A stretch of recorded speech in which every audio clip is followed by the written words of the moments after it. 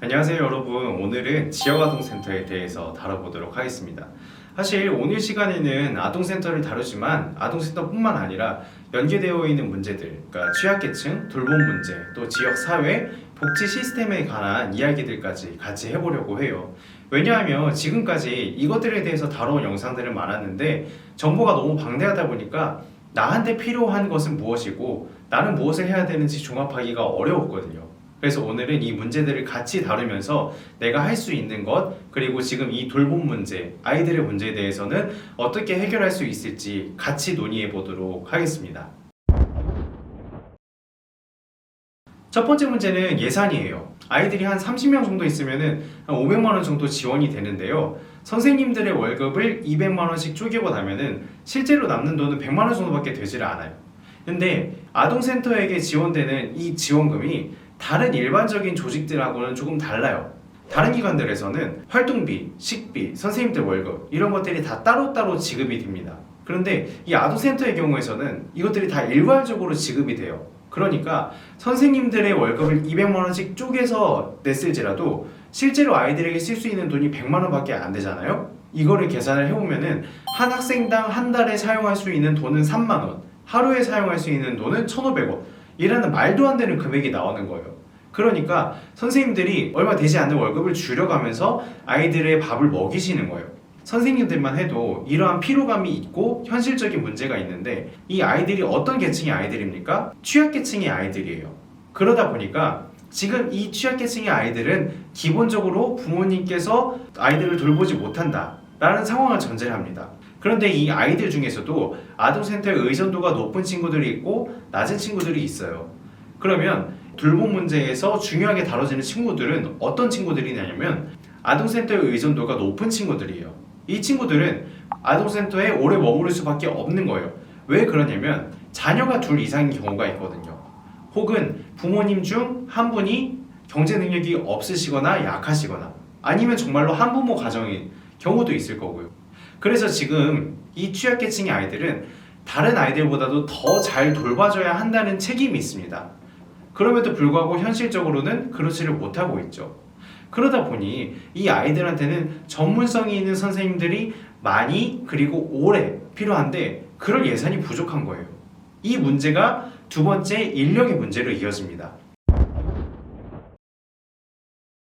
지금 아까 말했던 것처럼 예산이 부족해서 아이들을 오래 돌봐줄 수 없고 전문적으로 돌봐줄 수 없다고 얘기를 했었죠. 그런데 비용이 없으니 결국 어떠한 선택을 하게 되냐면 대학생 봉사활동 선생님들에게 의존하게 돼요. 그럼에도 불구하고 쉽지 않은 것은 대학생 선생님들도 경제적으로는 여유롭지 못한 선생님들이세요. 그렇기 때문에 짧게는 한 달, 길게는 6개월을 가고요. 그 이후로 간다고 해도 지속성과 안정성이 높다고 볼 수가 없습니다. 그러다 보니까 지금 이 아이들에게는 어떠한 문제가 있냐면 결국 유효한 학습이 없다는 거죠. 이 유효한 학습이 없다는 건 무슨 의미냐면 발전이 없다는 겁니다. 사실 성적을 떠나서 이 아이들은 인생에 대해서 진지한 태도를 배워야 되고, 내가 이 사회에서 어떻게 살아남을 것인가, 나의 미래를 어떻게 가꾸어 나갈 것인가에 대한 진지한 고민을 해야 되는데 실제로 그러한 학습이 이루어지고 있느냐라고 묻는다면 아니라는 겁니다.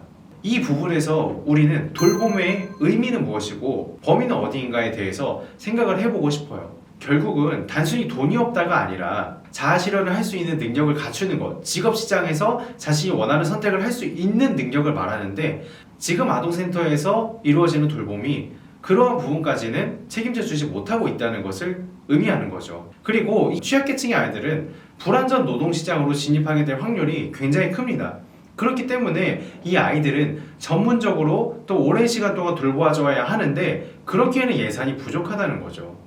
아동센터가 무의미하다는 것이 아닙니다. 지역아동센터 이용 아동 발달과 적응 특성에 대한 조사를 보면 지금 행복하다라고 느끼는 아이들이 81.4%나 된다고 나와요. 이 아동 자존감을 4점 만점으로 환산했을 때에는 전체 평균이 3.0으로 꽤나 높은 편이고요. 그래서 더 아쉽습니다. 이 아이들의 높은 자존감을 직업개발이라든가 진로 탐색에 활용할 수 있을 것이고 분명 연계해 줄 수 있는 기관들이 있을 것인데 그렇지 못한 상태로 지역아동센터에서 머물고 끝이 난다는 거죠. 이러한 부분에서 저는 세 번째 문제를 이야기하고 싶습니다. 세 번째는 연계 체계의 문제입니다. 사실 취약계층을 돕는 기관들이 아동센터만 있는 것은 아니에요. 그러니까 지역에도 여러 가지 취약계층을 돕는 기관들이 많이 있죠. 그런데 아쉬운 점은 이 기관들이 산발적입니다. 그러니까 산발적이라는 것은 흩어져 있다는 뜻인데 왜 흩어져 있느냐를 생각해 본다면 사실 이 기관들끼리 협력할 필요를 느끼지 못했기 때문이거든요. 그렇다면 왜 협력할 필요를 느끼지 못했느냐? 협력을 했을 때 들어가는 비용과 에너지가 협력하지 않았을 때보다 더 들어가기 때문인 거죠. 그렇다면 이 문제는 어떻게 접근할 수 있냐면 첫 번째로는 협력을 함으로써 비용을 낮추던가 아니면 협력을 해서 비용이 더 들더라도 그만한 가치와 패러다임을 창출해내면은 협력을 이끌어낼 수 있지 않을까 싶습니다. 그래서 이 부분에서 저는 두 가지 사례를 봤어요. 첫 번째로는 우리 동네 키움센터예요. 다함께 돌봄센터라고도 부르는데 이 사업은 지역아동센터의 연계에 집중한 사업입니다. 먼저 각 지역을 권역별로 나누고 시 단위에서는 거점형 키움센터, 구 단위에서는 융합형 키움센터를 운영을 해요. 그리고 나서 이 기관들을 각 동네의 기초 단위인 지역아동센터, 일반형 아동센터, 초등돌봄교실, 청소년 방과후 아카데미까지 연결을 해주는 거죠. 그러니까 이 사업은 공공의 영역에서 민간 돌봄의 어려움을 인식하고 돌봄 사업을 제도권 안으로 끌어온 거죠. 원래는 각자 도생이었던 그 돌봄 기관들을 하나의 체계에 배치시켜서 시스템을 재편성한 거죠. 그렇게 해서 소규모 기관들의 부담을 줄여줬고요. 정보를 원활하게 제공해 줬고요. 대규모 활동, 새로운 경험 가능하게 해줬습니다. 그리고 다른 사례는 뭐냐면 종로구 청년창업센터예요. 사실 여기는 아동센터는 아니에요. 여기는 종로구에서 운영하는 문화공간인데 청년들을 위한 사무실 그리고 커뮤니티 라운지가 있어요. 그리고 공간을 빌려준다는 점에선 민간 대실업체랑 크게 다를 건 없지만 기업이 들어온다는 점에서 특이한 거고요.